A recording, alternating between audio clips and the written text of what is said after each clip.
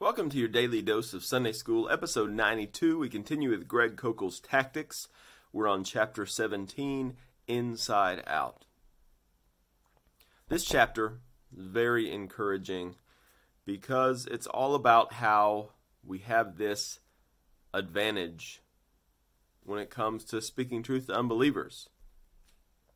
That advantage is essentially what we talked about before, that everyone is suppressing the truth in unrighteousness. Every unbeliever is suppressing the truth in unrighteousness. And God has put inside us, because we are His images, He's put inside us morality and law, as Ecclesiastes 3:11 says. He's put eternity inside our hearts. And we are... if we want to deny God, we have to fight against things that we inherently know are true. We know He exists. We know we are guilty. We know that humans have value. And people will make all sorts of claims. And yet the next minute they will contradict those claims, because it is so hard to live consistently with unbelief.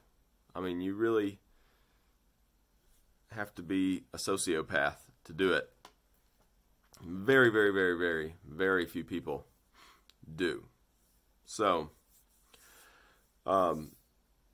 you'll have atheists say, on one hand, that morality is a trick. It's basically an illusion. It's something that is imposed on us from outside by society, that completely attempt to deny morality in any way they can when it's helpful to them, and then they'll turn around and attack the God of the Old Testament and say, well, the God of the Old Testament, they'll come up with all these slanders about Him being bloodthirsty, which is not true, barbaric. It's like, well, where did this sudden sense of morality come from? Why does that bother you?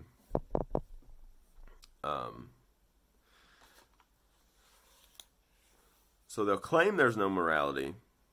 Listen to Romans 2:14 and 50. For when Gentiles who do not have the law by nature do what the law requires, they are a law to themselves. So even these atheists are in many ways going to try to live moral lives. They are a law to themselves, even though they do not have the law. They show that the work of the law is written on their hearts, while their consciences also bear witness, and their conflicting thoughts accuse or even excuse them. They've got God's law inside them, and they cannot erase it, and so they're always going to act in ways that they might feel guilt, or they might feel proud. And they're all the time, they have a testament that there is a lawgiver. That's all you have to do, is pay attention to what they're saying, because eventually, usually pretty quickly, it'll come out, the fact that they are conflicted. Which Kokel starts out this chapter talking about speaking to college students and saying to them, okay, we all have a sense of guilt, and maybe that's because we really are guilty. That's a pretty simple assertion, and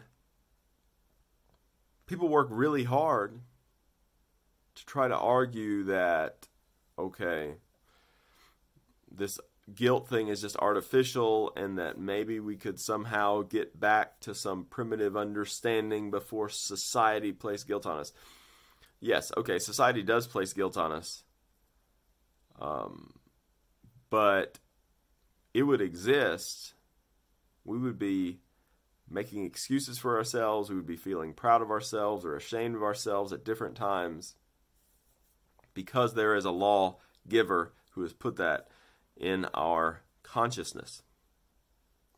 You have atheists will at one sense act like man is just another part of the material world, and then in another sense talk about man as if he has value.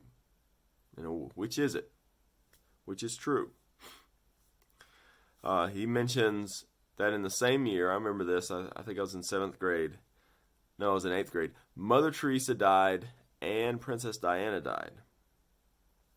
And Mother Teresa, very old, Diana, much younger, and it was seen as this huge tragedy. Now, if atheism is true and naturalistic materialism is true, the view that there's only the material world, there's no spiritual, wouldn't Mother Teresa's death be the tragedy? Because you see, according to evolution, she needs to pass on her genes so that she can survive, and yet she was a nun, and so she didn't get to pass on her genetic material. That's a tragedy. Now, not a tragedy to me because my genetic material needs to beat out her genetic material, so who cares about them? If I'm going to be consistent with evolution and naturalism. And then on the other hand, Diana's death was viewed as this huge tragedy because of how young she was, and everybody thought her life had a lot of promise. But according to naturalistic materialism, she passed on her genetic material. She had sons, so that's all you can really hope for.